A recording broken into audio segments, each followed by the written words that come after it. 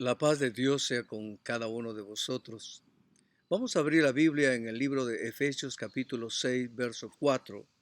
Voy a leerla primeramente en la versión Reina Valera del año 1960 y la palabra del Señor dice así. Y vosotros, padres, no provoquéis a ira a vuestros hijos, sino criarlos en disciplina y amonestación del Señor. Ahora voy a leerla en la versión traducción en lenguaje actual. Dice, y ustedes padres no hagan enojar a sus hijos, más bien edúquelos y denles enseñanzas cristianas. Según este verso que hemos leído, ¿quién o quiénes son los responsables de la educación cristiana de nuestros hijos? ¿Será la escuela? ¿Será el gobierno? ¿Será algún maestro particular? ¿Será la iglesia? Según este pasaje, nos dice que son los padres los encargados y responsables de darle la educación cristiana a cada uno de sus hijos. Estés de acuerdo o no con ello, Dios lo dice y punto. Entonces, ahora que lo sabemos, vamos a meditar en este tema. La educación cristiana inicia y continúa en casa. Por tanto, debemos ponerla en práctica. ¿Por qué? Porque la educación cristiana en casa, en primer lugar, es uno de los ministerios más poderosos del reino de Dios. A través de ella podemos formar el corazón de nuestros hijos en el temor de Dios. Fue a través de este método que los personajes bíblicos como Moisés, Daniel, David, Sansón, Juan el Bautista, el mismo Jesús y otros tantos fueron formados. Por favor, abra su Biblia, Jueces capítulo 13. Vamos a leer los versos 1 al 14. Dice así, los hijos de Israel volvieron a hacer lo malo ante los ojos de Jehová, y Jehová los entregó en mano de los filisteos por 40 años. Y había un hombre de Sora de la tribu de Dan, cual se llamaba Manoa, y su mujer era estéril, y nunca había tenido hijos.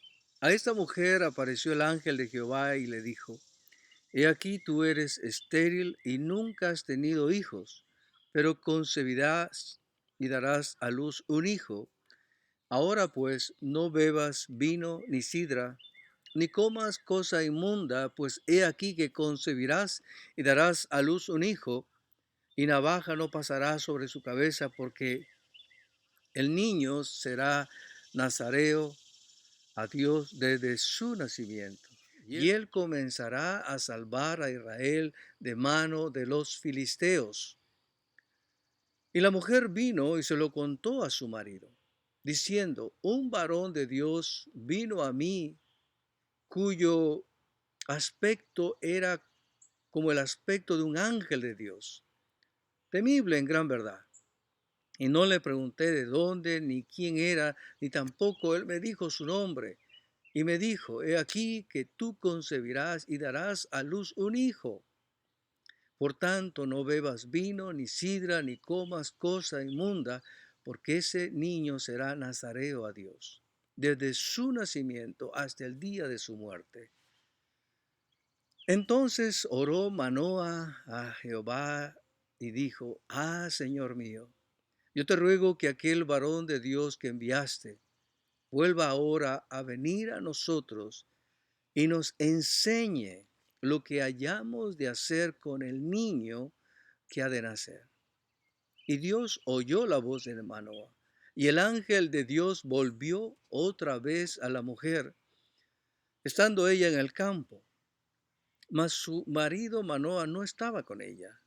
Y la mujer corrió prontamente a avisarle a su marido, diciéndole, mira, se me ha aparecido aquel varón que vino a mí el otro día. Y se levantó Manoa y siguió a su mujer. Y vino el varón y le dijo, ¿eres tú aquel varón que habló a la mujer?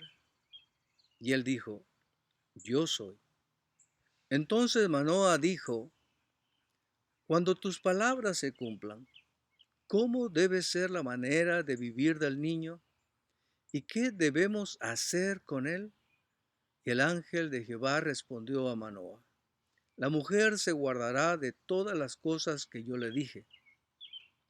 No tomará nada que proceda de la vid, no beberá vino ni sidra, y no comerá cosa inmunda, guardará todo lo que le mandé. Esta es la historia del nacimiento de Sansón. Sansón nace en un contexto donde Dios entrega a los israelitas al pueblo de los filisteos por 40 años. La causa era la maldad del pueblo de Israel. Y Dios más adelante decide levantar un libertador. ¿Y de dónde escoge a este libertador?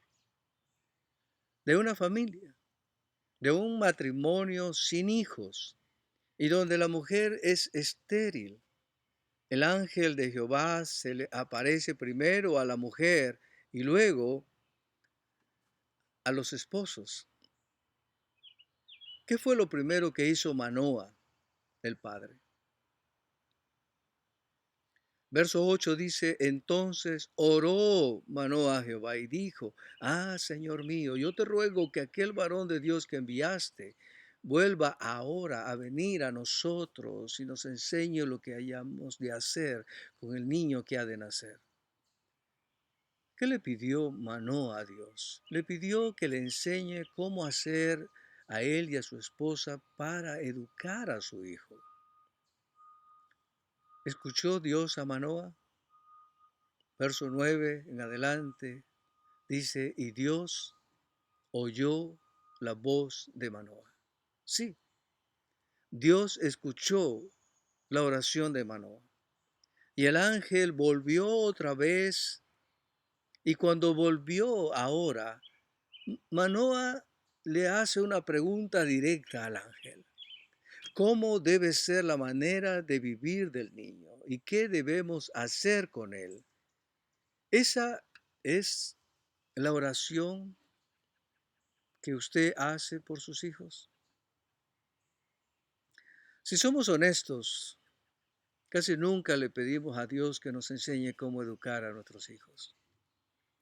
Normalmente le pedimos que esté sano, que no le falte comida, ropa, que un día vaya a la universidad, que todo le salga bien, etcétera y etcétera. No digo que esté mal pedirle a Dios acerca de esto u otras cosas, pero la principal cosa que deberíamos pedirle a Dios es que Él nos enseñe cómo criarlo, cómo educarlo, cómo dirigirle en sus caminos. Y eso, hermanos, muchos no lo estamos haciendo.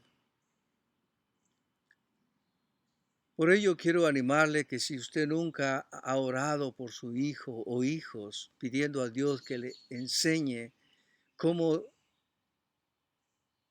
debe ser la manera de vivir del niño o la niña y qué debemos hacer con él o con ella, pues le animo y le exhorto a que ore como Manoa y siga ese ejemplo, pidiéndole a Dios que le diga cómo debe ser la manera de vivir del niño o la niña y qué debemos hacer con él o con ella. En Isaías capítulo 45, verso 11 dice, así dice Jehová el Santo de Israel y su formador. Preguntarme de las cosas por venir, mandadme acerca de mis hijos y acerca de la obra de mis manos. La educación cristiana en casa, en segundo lugar, no es una opción, es un mandato de Dios. Leamos en Deuteronomio capítulo del 1 al 9.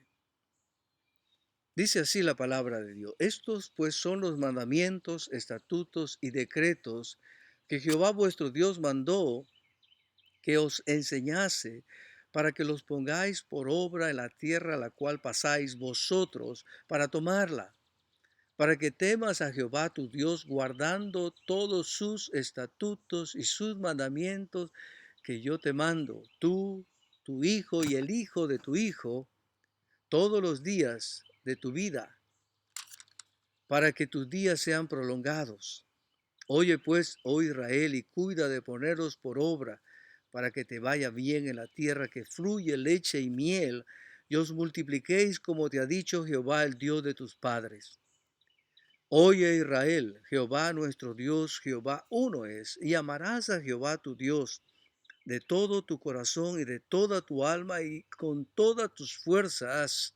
Y esas palabras que yo te mando hoy estarán sobre tu corazón y las repetirás a tus hijos y hablarás de ellas estando en tu casa y andando por el camino y al acostarte y cuando te levantes.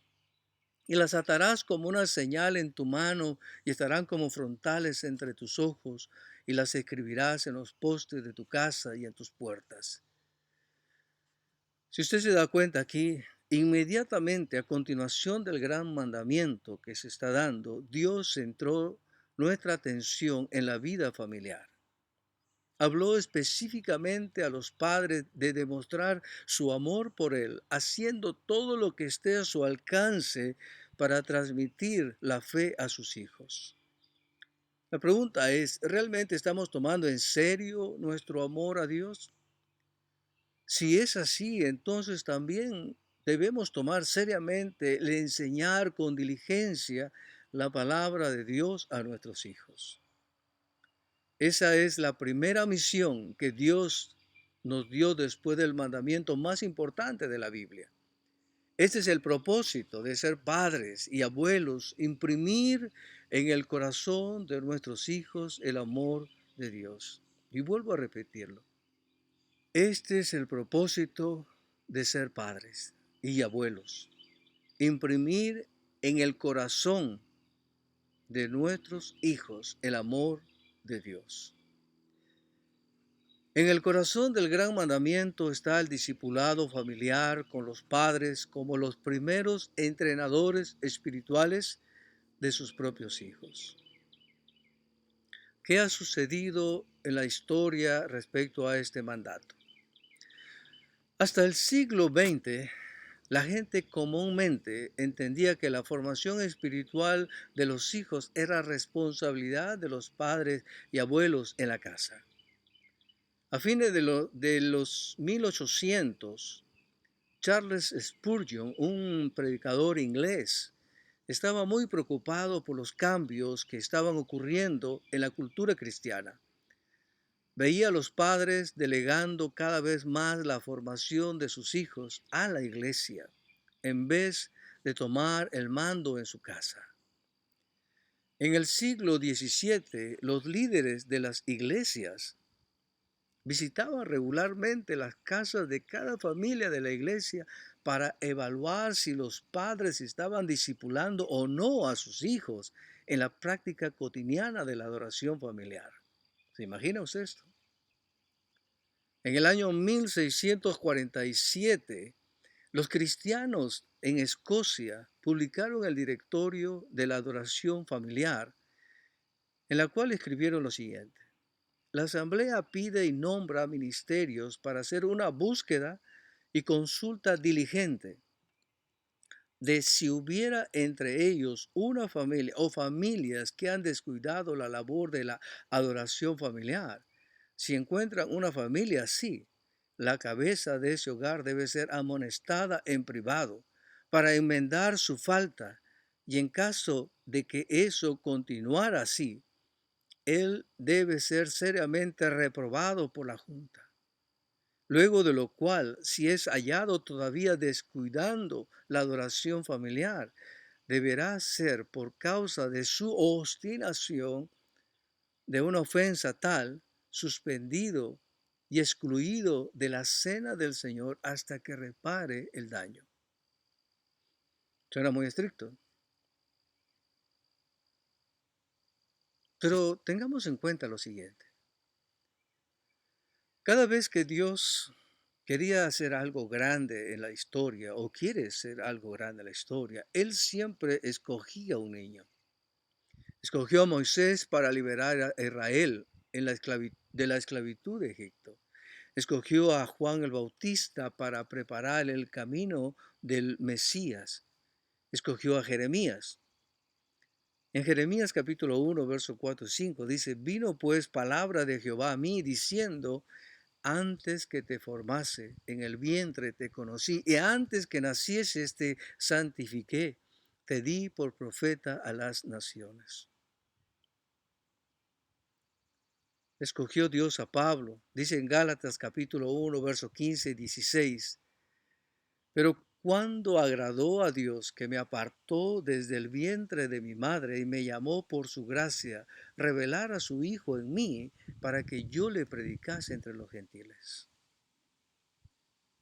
Hermanos, cumplamos nuestra responsabilidad de enseñar la palabra de Dios a nuestros hijos. Y dejemos que Dios los use conforme a su propósito y voluntad. Para concluir, Abraham, el padre de la fe, es descrito por Dios como un hombre que instruía a su descendencia en el camino del Señor. Está escrito en el libro de Génesis capítulo 18, versos 17 al 19. Dice así, y Jehová dijo, ¿encubriré yo a Abraham lo que voy a hacer? Habiendo de ser Abraham una nación grande y fuerte, y habiendo de ser benditas en él todas las naciones de la tierra, porque yo sé que mandará a sus hijos y a su casa después de sí, que guarden el camino de Jehová, haciendo justicia y juicio, para que haga venir Jehová sobre Abraham lo que ha hablado acerca de él.